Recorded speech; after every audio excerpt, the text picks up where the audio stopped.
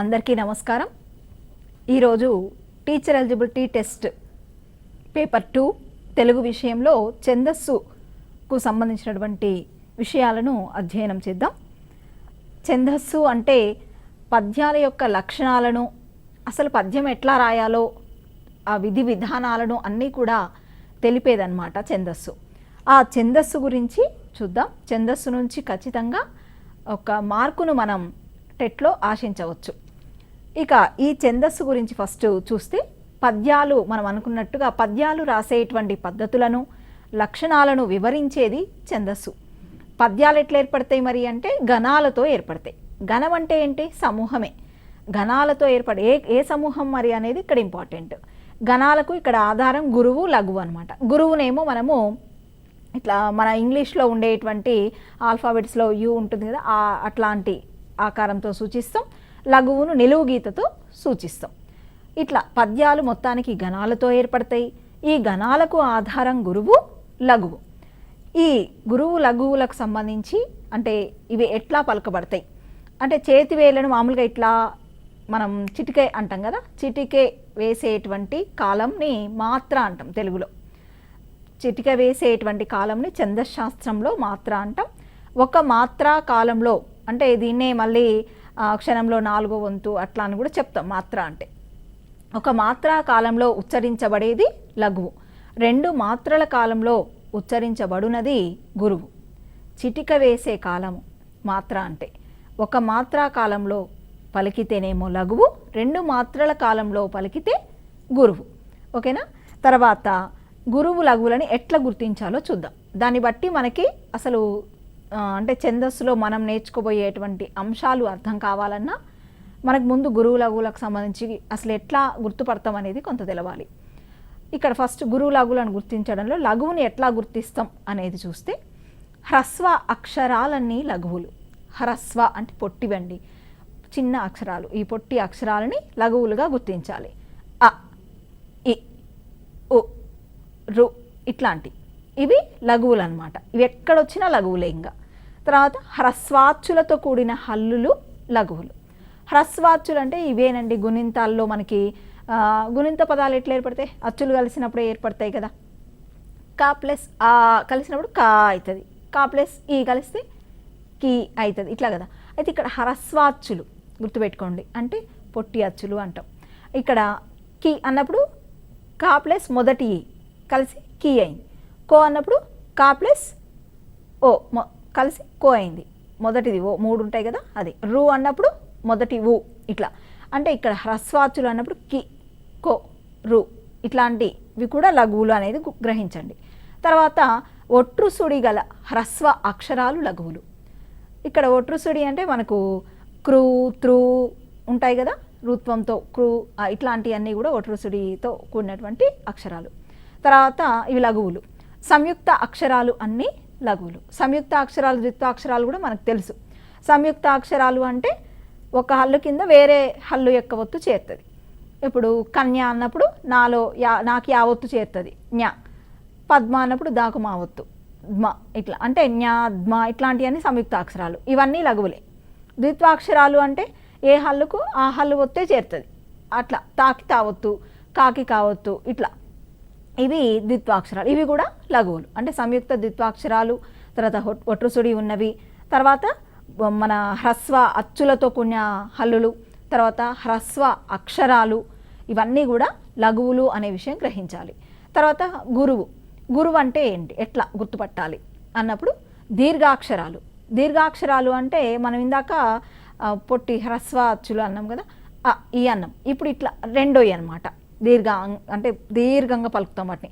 ఆ, ఈ, ఊ, రు, లు, ఏ ఇట్లాంటివి అనమాట దీర్ఘాక్షరాలు. ఇవి గురువులు. అట్లనే దీర్ఘాచ్చులతో కూడిన హల్లులు అన్నీ కూడా గురువులు. దీర్ఘాచ్చులతో అంటే ఉదాహరణకి ఇప్పుడు చూడండి, కాకు దీర్ఘం ఇస్తే కా, హీ గుడి దీర్ఘం, ఇది గు కొమ్ము దీర్ఘం, ఇట్లా అంటే దీర్ఘాచ్చులతో కూడినవి. వీటిని గురువులుగా గుర్తించాలి. పూర్ణ బిందువు గల అక్షరాలు. పూర్ణ బిందువు అంటే అం, కమ్, 0 ఉండాలండి. ఆ అక్షరానికి పక్కన 0 ఉన్నప్పుడు పూర్ణ బిందువు గల అక్షరాలు, అవి కూడా గురువులు. ఇక పొల్లు హల్లుతో కూడినవి. పొల్లు హల్లుతో అంటే ఇప్పుడు నిన్ను, అత్త, నిన్ను, తుస్సు ఇట్లాంటి కొన్ని పదాలు మనకి కనిపించినప్పుడు పద్యపాదాల్లో ఇవి 2 అక్షరాలు అనుకోవద్దు ఎప్పుడు కూడా. ఖచ్చితంగా ఇట్లా ఉన్నప్పుడు ఒకటే అక్షరం, అది ముందు అక్షరం ఏది ఉంటే దాంతో కలిపి లెక్క పెట్టుకోండి. మీరు తర్వాత లెక్క పెట్టుకునే అవసరం వస్తుంది మనకి. నిన్, అత, నిన్. ఇప్పుడు నిన్నుంది కదండి, అది ఒకటే అక్షరం. అత నిన్నుంది కదా, ఆ అత అనేది ఆ అనేది ఒక అక్షరం, తా అనేది ఒక అక్షరం, నిన్న అనేది ఒక అక్షరం, అంటే 3 ఉన్నాయి అందులో. ఓకేనా. తుస్సు అన్నాం కదా, మళ్ళీ ఇది ఒకటే అక్షరం. అట్లా అనమాట. అంటే నిన్ను, తుస్సు అనే ఒక్కొక్క అక్షరాల కింద లెక్క పెట్టుకోవాల్సి వస్తుంది. అత, నిన్ను అనే ఒక పదం ఉందనుకోండి, అందులో ఆ ఒక అక్షరం, తా ఒక అక్షరం, నిన్ను ఒక అక్షరం, అంటే 3 అక్షరాలు. అంటే ఇట్లా పాదాల్లో మనకు వస్తాయి అనడానికి అక్కడ అట్లా ఉదాహరణ ఇచ్చిన. సరే, మొత్తానికి పొల్లు హల్లుతో కూడిన అక్షరాలు గురువులు. తర్వాత ఐ ఔలతో కూడిన అక్షరాలు. ఐ ఔలతో జై, కౌ, గౌ, బై ఇట్లా అంటే ఐ ఔలతో కూడినాయి అనమాట ఇవి గురువులు. ఇక ద్విత్వాక్షరమునకు ముందున్న అక్షరాలు గురువులు. అట్లనే సంయుక్తాక్షరానికి ముందున్నటువంటి అక్షరాలు కూడా గురువులు. ఇక్కడ చూడండి, ద్విత్వాక్షరం అంటే మనకు తెలుసు, సంయుక్తాక్షరాలు మనకు తెలుసు. అమ్మ అన్నప్పుడు ద్విత్వం కదా, మాకు మా వస్తుంది కాబట్టి దానికి ముందున్నది ఏమవుతుంది, గురువు అవుతుంది. మనం ఇందాక అనుకున్నాం ద్విత్వ సంయుక్త అక్షరాలు లఘువులు, వాటి ముందున్నవి మాత్రం గురువులు. ఇది గుర్తుపెట్టుకోవాలి. ద్విత్వ సంయుక్తాలు లఘువులు, వాటికి ముందున్నవి గురువులు. ఆ తర్వాత కన్యా పుష్పలో కూడా న్యాకు ముందు కా ఉంది కదా, అది గురువు అవుతుంది. పుష్పలో ష్ప అనే దానికి ముందున్నది పూ కదా, అది గురువు అవుతుంది. ఇట్లా గురువుల్ని గుర్తుపట్టాలి. విసర్గతో కూడిన ఇవి రూల్స్ అనమాట. అంటే మనం పద్యాన్ని గుర్తుపట్టడానికి లేకపోతే పద్యం రాయాలన్నా కూడా మనకి ఈ ఛందస్సు, ఈ విజ్ఞానం అంతా ఉన్నప్పుడే మనము చేయగలుగుతాం, రాయగలుగుతాం. ఇక్కడ విసర్గతో కూడిన అక్షరాలు.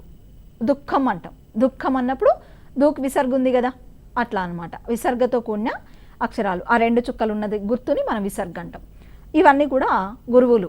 ఈ ప్రాథమికమైనటువంటి అవగాహన మనకున్నప్పుడు మనము సులభంగా ఘన విభజన చేసుకొని గుర్తుపట్టవచ్చు. అది ఏ పద్యపాదము, దేనికి సంబంధించినటువంటి పద్యము, ఛందస్సు పరంగా మనకు బిట్ వచ్చినప్పుడు మనం రాయగలుగుతాం.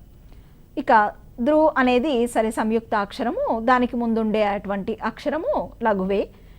ఇది ఇక్కడ అద్రుచు, విద్రుచు, వీటిలో ద్రుకు ముందున్నటువంటి ఆ అనేది కానీ అవి అనేది కానీ అవి ఏమవుతాయి, లఘువులే అవుతాయి. ఇది ఒక్క కండిషన్ గుర్తుపెట్టుకోండి. అంటే ఎక్కడన్నా మీకు పద్యపాదంలో ఇట్లాంటి అక్షరం వచ్చినప్పుడు. ఇక గణము, అక్షరము లేదా గురువుల సముదాయమును గణం అంటాం. గణం అంటే సమూహం అనుకున్నాం, సముదాయం అనుకున్నాం కదా. అక్షరము లేదా గురువుల సముదాయమును గణము అంటారు. గణము అంటే మామూలుగా గుర్తుండాల్సింది సమూహము అని. ఇక్కడ గణాలు అని అన్నప్పుడు మనకు గురు రఘువుల సమూహాలని అర్థం అవుతుంది అంతే. ఇక అక్షర సంఖ్యను బట్టి అంటే మనకి ఇప్పుడు గురువు లఘువులు ఇవన్నీ అసలు ఎన్ని రకాలుగా ఉన్నాయి, ఎన్ని రకాలుగా ఉంటాయి అనేది కొంత తెలుసుకున్నప్పుడు మనం ఘన విభజన చేసుకోవడం సులభం అవుతుంది. మనకు అవగాహన ఇవి ఖచ్చితంగా ఉండాలి. అక్షర సంఖ్యను బట్టి గణములు 4 విధాలు. అక్షర సంఖ్యను బట్టి ఇక్కడ 2 అనమాట. ఇవి అక్షర సంఖ్య అంటే ఇప్పుడు గా అని ఒకటి, లా అనేది ఒకటి తీసుకున్నప్పుడు ఒకే అక్షరం, ఏకాక్షర గణాలు ఇవి. ఒకే అక్షరం కలవి అంటాం వీటిని. ఈ ఏకాక్షర గణాలు మనకి ఇక్కడ 2 కనిపిస్తాయి. గాని ఒక గురువు గుర్తుతోటి, లాని లఘు అంటే నిలువు గుర్తుతోని సూచిస్తాం. తర్వాత 2 అక్షరాల గణాలు, ఇవి 4 రకాలు. ఈ 2 అక్షరాల గణాలు 4 రకాలు ఏమేమి ఉంటాయంటే గల, గల అనే హా గణం అని కూడా అంటాము. హగణం గుర్తుపెట్టుకోవాలి. ఇది హగణం అన్నా గల అన్నా ఒకటే, లగ అన్న వగనం అన్నా ఒకటే. ఓకేనా. గల అంటే ఇప్పుడు చూడండి, గా అంటే గురువు అని గుర్తుపెట్టుకోండి, లా అంటే లఘువు అని గుర్తుపెట్టుకోండి. అప్పుడు మనకి సులభంగా గల అంటే గురువు లఘువు ఉంటుంది, గగ అంటే 2 గురువులే అని గుర్తుపెట్టుకోవాలి, లల అంటే 2 లఘువులే, లగ అన్నప్పుడు మళ్ళీ లఘువు గురువు, ఇట్లా గుర్తుపెట్టుకోవాలి. అందుకే ఆ పదాలు కూడా ఇప్పుడు రామ ఆ పదం ఇచ్చినప్పుడు రాకు దీర్ఘం ఉంది కదా, అందుకని గురువు, మా లఘువు ఇట్లా అని చెప్పేసి అక్కడ అట్లా కూడా ఇవ్వడం జరిగింది. సరే, మొత్తానికి 2 అక్షరాల గణాలు 4 రకాలు. అవి గల, తర్వాత మళ్ళీ లగ, గగ, లల ఇట్లా గుర్తుపెట్టుకోండి. లేకపోతే మొత్తానికి 2 అక్షరాల గణాలు 4 అని తెలవాలి. 3 అక్షరాల గణాలు, ఇవి మనకి చాలా ముఖ్యమైనటువంటి గణాలు. అంటే పాఠశాల స్థాయిలో మనకి ఎక్కువగా అడిగేటువంటి అవకాశం ఉన్నటువంటి ఇది. ఇవి 8 ఉంటాయి. మగనం మామూలుగా ఇది కోడ్ కూడా ఉంటుంది మనకి, యమాత రాజబానస అని చెప్పేసి. ఆ యమాత రాజమానస అన్నప్పుడు 8 మనకి అందులో కనిపిస్తాయి అన్నమాట. అది చెప్తా నేను. ఇప్పుడు చూడండి, ఒక్కొక్క గణం చూస్తే మగనం.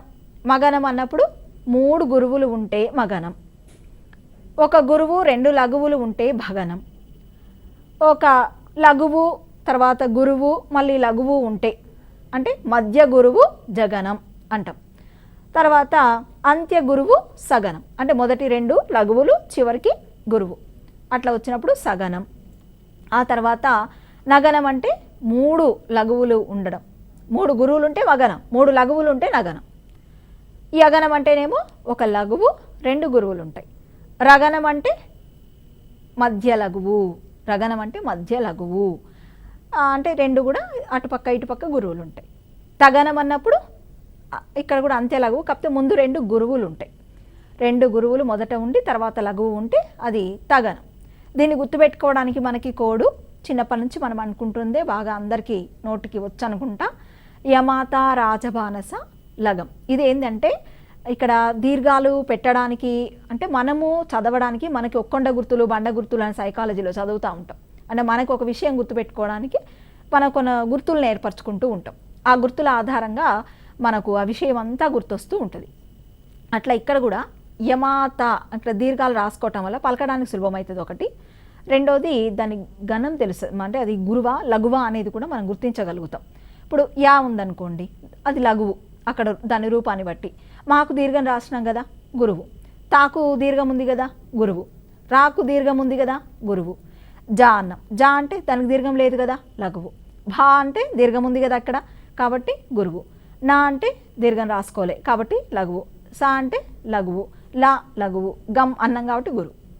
ఇక్కడ ఇట్లా రాసుకోవాలి. యమాత రాజమానస లగం అన్నప్పుడు అవన్నీ మనము పైన రాసుకున్నప్పుడు ఈ గణాలను గుర్తించడం, అంటే అది యగనమా లేకపోతే మగనమా దేనికి సంబంధించింది అనేది మనము చాలా సులభంగా గుర్తించగలుగుతాం అన్నమాట. తర్వాత 4 అక్షరాల గణాలు కూడా ఉంటాయి మనకి, అవి 3 ఉంటాయి. ఇవి కూడా ఎందుకు అంటే సరే పేపర్ 2 మనం రాయబోయేటువంటి పరీక్ష కాబట్టి పేపర్ 2 రాసే వాళ్ళకి మనకు పాఠ్యపుస్తకాలలో సీసము, కందము, తర్వాత ఆటవెలది, తేటగీతి ఇట్లాంటి పద్యాలకు సంబంధించినటువంటి వివరణలు కూడా ఇవ్వడం జరిగింది పాఠ్యాంశాల చివర. తప్పనిసరిగా మనం ఆ రూల్స్ చదువుకోవాల్సి ఉంటుంది. సరే ఘన విభజన కూడా నేర్చుకోవాల్సిన అవసరం ఉంది. ఒకవేళ పాదమే ఇచ్చి చేయమని అన్నప్పుడు లేదా ఒక పద్యపాదం ఇచ్చి ఇది ఏ పద్యం అని అడిగే అవకాశాలు ఉంటాయి కాబట్టి ఈ గణాలన్నీ కూడా, అంటే ఈ 3 అక్షరాల గణాలే కాకుండా 4 అక్షరాల గణాల మీద కూడా, ఇంద్రగణాల మీద కూడా ఇట్లాంటి కొంత అవగాహన అనేది అవసరం అన్నమాట. ఇక్కడ 4 అక్షరాల గణాలు 3 ఉంటాయి. అవి నలము, నగము, సలము. నలము అన్నప్పుడు సులభం అండి గుర్తుపెట్టుకోవడం. నగనం 3 లఘువులు, దానికి లా అన్నం కదా, ఇంకొక లఘువు పెట్టుకోండి, 4 అక్షరాలు అన్నం కాబట్టి. నలము అన్నప్పుడు నల, ము అనేది ఊరికే మన పలకడానికి సౌలభ్యం కోసం అక్కడ అంతే. నల అన్నప్పుడు 3 లఘువులు, ఇంకో లఘువు వచ్చింది, 4 అక్షరాలు. తర్వాత నగము అన్నప్పుడు మళ్ళీ 3 లఘువులు, ఒక గురువు వచ్చింది నగము. సలము అన్నప్పుడు సగనము, మళ్ళీ లఘువు వస్తుంది. సగనం అంటే ఏంది, చివర గురువు ఉండడమే కదా, కాబట్టి 2 లఘువులు, ఒక గురువు, మళ్ళీ లా ఉంది కాబట్టి ఒక లఘువు. ఇట్లా అంటే ఇవి మొత్తానికి 3. ఆ తర్వాత గణములు లక్షణాలను బట్టి 3 విభాగాలుగా విభజించారు. సూర్యగణములు, ఇంద్రగణములు, చంద్రగణములు. సరే చంద్రగణముల యొక్క ప్రస్తావన మనకి అంతగా ఇక్కడ అవసరము తక్కువగా ఉంటుంది, కానీ సూర్య ఇంద్రగణాలు అయితే మనకు ఖచ్చితంగా తెలిసి ఉండాలి. సూర్యగణములు 2, ఒకటి గలం, ఇంకొకటి నగనం. మనకి ఇదివరకు వచ్చినవే ఇవి. మనకు గలం ఎక్కడొచ్చింది, 2 అక్షరాల గణాల్లో మనకు వచ్చేసింది. అది మళ్ళీ సూర్యగణాల్లో మనం పరిగణిస్తాం గలం, ఓకేనా. తర్వాత నగనం, ఈ 3 లఘువులు ఉంటాయి. నగనము, గలం అంటేనేమో గురువు, లఘువు ఉంటుంది. ఇవి 2 కలిపి సూర్యగణాలు అంటాం మనం. ఇక ఇంద్రగణాలు, ఇంద్రగణాలు 6 ఉంటాయి మనకి. ఇంద్రగణాల్లో 6లో మొదట మళ్ళీ మనకు ఇందాక వచ్చినాయి కదా 3 అక్షరాల 4 అక్షరాల గణాలు అని చెప్పేసి, నలము, నగము, సలము అని ఆ 4 అక్షరాల గణాలు ఈడబెట్టేసుకోండి 3 ఇంద్రగణాల్లో. నలము అన్నప్పుడు 4 లఘువులు, నగము అన్నప్పుడు 3 లఘువులు, ఒక గురువు. సలము అన్నప్పుడు 2 లఘువులు, గురువు, మళ్ళీ లఘువు, సలము. దీంతో పాటు ఇంకా 3 ఉంటాయి. ఏముంటాయి అంటే 3 అక్షరాల గణాలు మనం 8 అని నేర్చుకున్నాం. ఆ 3 అక్షరాల గణాలలో భరత గుర్తుపెట్టుకోండి. భగనం, రగనం, తగనం. ఓకేనా? నలము, నగము, సలము, భరత ఇట్లా గుర్తుపెట్టుకోండి ఒక కోడ్. అప్పుడు మనకి నలము, నగము, సలము ఈ 3 గుర్తుంటాయి. భరత అన్నప్పుడు ఓహో బగనం, రగనం, తగనం ఇట్లా గుర్తుంటుంది. బగనం అంటే మీకు గురువు 2 లఘువులు, తగనం అంటే 2 గురువులు 1 లఘువు, రగనం అన్నప్పుడు మధ్య గురువు ఇట్లా గుర్తుకు వచ్చేస్తాయి. సరిగా చంద్రగణాలు 14 ఉంటాయి. ప్రస్తుతం మనము అంత డెప్త్కు వెళ్ళాం, కానీ ఇంద్రగణాల వరకు అయితే మీకు ఖచ్చితంగా తెలిసి ఉండాల్సిందే. ఇక యతి, ప్రాస, ప్రాసయతి ఇట్లాంటి కొన్ని అంశాలను కూడా మనం తెలుసుకోవాలి. యతి అంటే పద్యమునందలి పాదాలలోని మొదటి అక్షరమునికి యతి అని పేరు. పద్యమునందలి ఇప్పుడు పాదాలు ఉంటాయండి, పద్యంలో 4 పాదాలు ఉన్నాయి. 4 పాదాలలో మొదటి అక్షరం ఉంది కదా, అది యతి. పద్యమునందు పాదాలలో మొదటి అక్షరము యతి. తర్వాత యతి మైత్రి. ఇక్కడ ముఖ్యంగా మనము ఉత్పలమాల, చంపకమాల ఇట్లాంటివి చెప్పుకునేటప్పుడు కూడా అనుకుంటాం 1 నుంచి 10వ స్థానానికి యతి స్థానం, 1 నుంచి 11వ స్థానానికి యతి స్థానం ఇట్లా చెప్తూ ఉంటాం. ఏంటి యతి మైత్రి ఉంటుంది అని చెప్తాం. ఏంటి యతి మైత్రి అన్నప్పుడు ఇప్పుడు ప్రతి పాదంలో కూడా మొదటి అక్షరముతో సమానమైనటువంటి అక్షరం అన్నమాట. అది ఎక్కడుంటుంది అంటే పాదంలో ఒక స్థానం, ఏదో ఒక స్థానంలో వస్తుంది. ఒక స్థానం, మిశ్రమ స్థానం అంటాం దాన్ని. అట్లా అది అచ్చుల మైత్రి కావచ్చు, లేకపోతే హల్లుల మైత్రి కావచ్చు. ఇట్లా లేకపోతే 2 కావచ్చు, ఏదైనా. యతి మైత్రి గల స్థానాన్ని యతి స్థానం అంటాం అంతే. అంటే మొదటి అక్షరం యతి కదా, దానికి సమానమైనటువంటి అక్షరము పద్యపాదంలో ఒక చోట వస్తుంది. వాటికి రెండిటికి ఉన్నటువంటి స్నేహాన్ని యతి మైత్రి అంటాం, అది గుర్తుపెట్టుకోండి. ఇక ప్రాస 2వ అక్షరం, పద్యపాదంలోని 2వ అక్షరాన్ని ప్రాస అంటారు, ఇది గుర్తుపెట్టుకోండి. పద్యపాదంలోని మొదటి అక్షరం యతి, 2వ అక్షరం ప్రాస.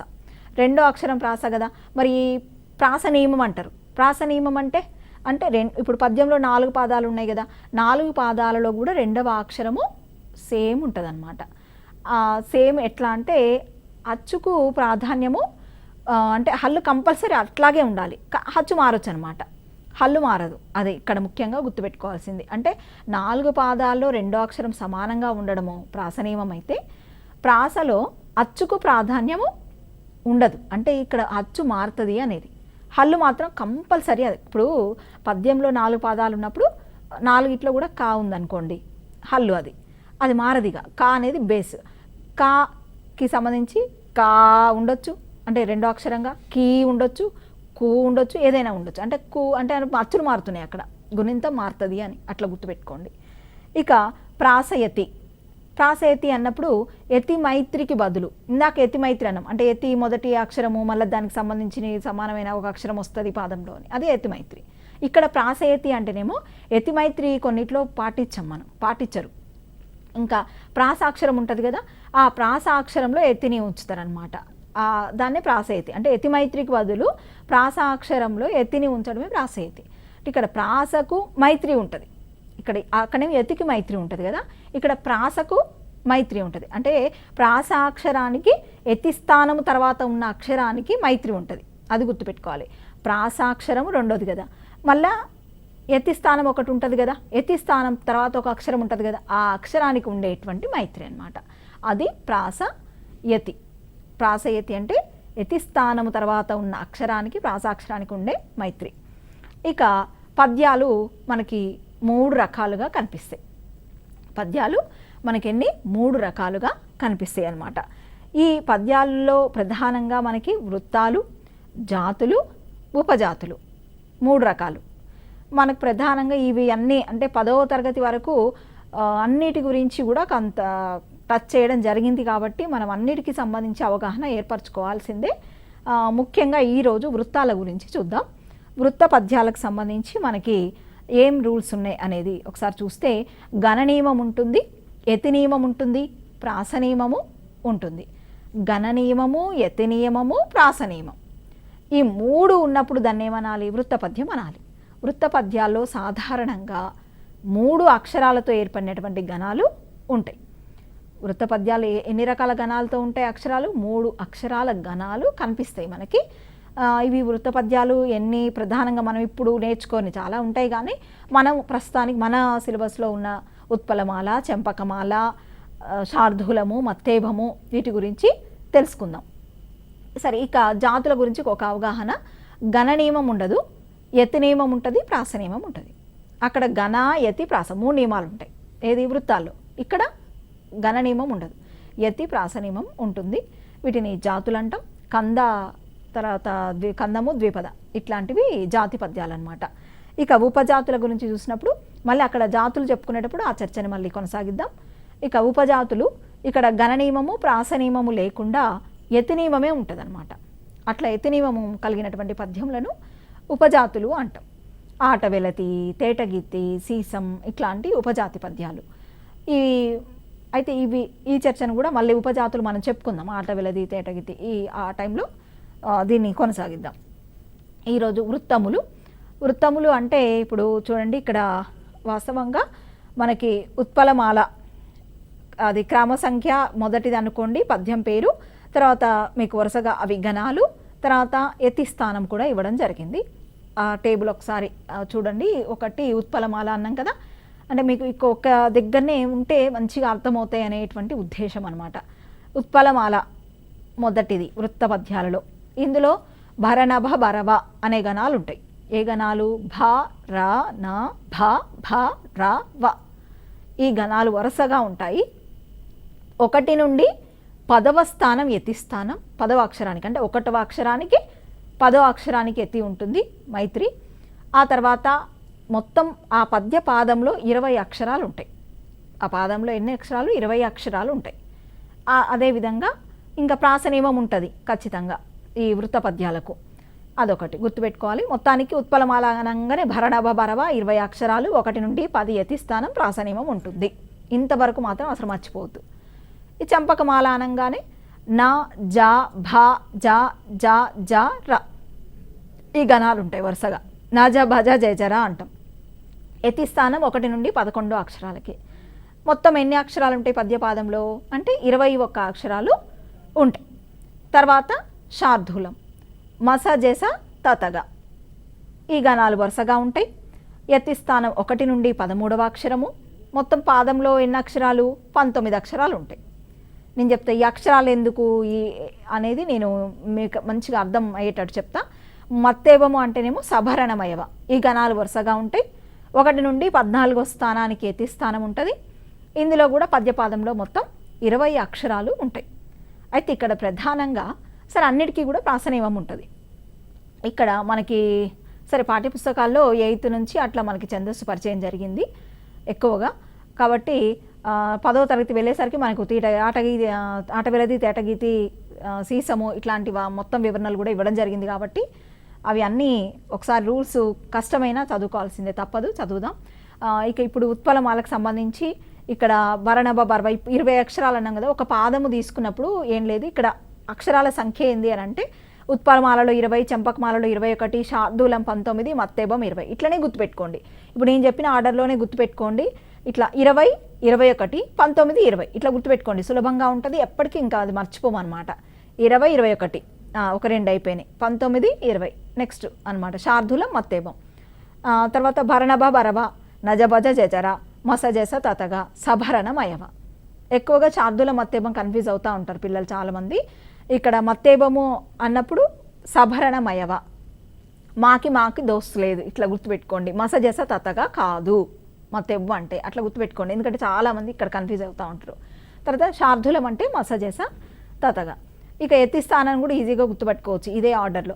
10, 11, 13, 14 వరుస క్రమంలో ఉంటాయి కాబట్టి 12 లేదు అనేది గుర్తుపెట్టుకోండి. మళ్ళీ 10, 11, 13, 14 అంటే 10 ఏమో ఉత్పలమాలకి, 11 చెంపకమాలకి, 13 శార్దూలానికి, 14 మత్తేబానికి. ఇట్లా గుర్తుపెట్టుకుంటే ఏమైందంటే కొంచెం విశ్లేషణ చేసుకుంటూ కొన్ని గుర్తులు పెట్టుకున్నప్పుడు ఇంకా ఇవి ఎందుకంటే అప్పుడప్పుడు ఇవి ఎక్కువ నేర్చుకుంటాం కదా. తర్వాత ఇంకా సీసం, ఆటవెలది ఇట్లాంటివి అన్నీ కూడా నేర్చుకుంటాం కాబట్టి కొంత అటు ఇటు కాకుండా ఉంటుందన్నమాట.